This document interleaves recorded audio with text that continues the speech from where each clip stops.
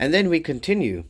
So 13, then answered they and said before the king, then answered they and said before the king, Daniel, that Daniel. So they know, like, that Daniel, the one you set above all of us, that Daniel, which is one of the children of the captivity of Judah, regarded not thee, O king, not the decree that thou hast signed, but maketh petition 3 times a day. Then the king, when he heard these words, was so displeased with himself, and set his heart on Daniel to deliver him, and he labored till the going down of the sun to deliver him. So he realized what had happened now, right? He now realized. So they first question him, have you not done this? Then they sort of put it on him, that Daniel that you have set above all of us, who was a captive of Judah, that Daniel, right, has not given you any regard. He doesn't care what you have signed. He doesn't care of your decree. He doesn't care of you,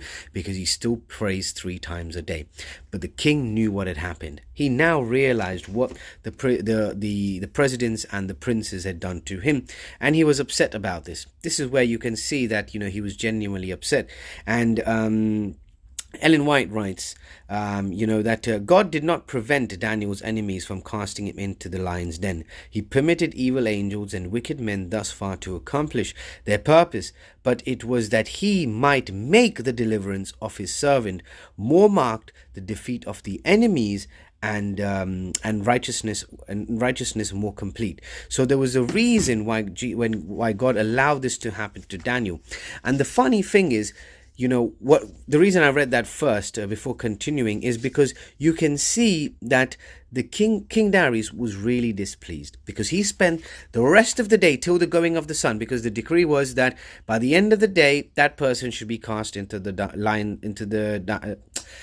lion's den. So he then spent the rest of the day laboring, trying to find a way that he could alter the decree he has just given. But as we read previously, on the previous study, that the stature and the statute and the decree, when it goes against establish the decree, so in 8, so that establish the decree and sign the writing, that it not be changed according to the law of Medes and Persians. So there was a law in the Medes and Persians that once there's a decree or a statute released by the king, you can't change it. But he spent the whole rest of the day till the going down of the sun to see if he could change it. And of course, he can't change it, which we read in the next verse in a second. So again, brothers and sisters, I just want to make a point there that God allowed this trial on Daniel, that he could deliver him from a very terrible death.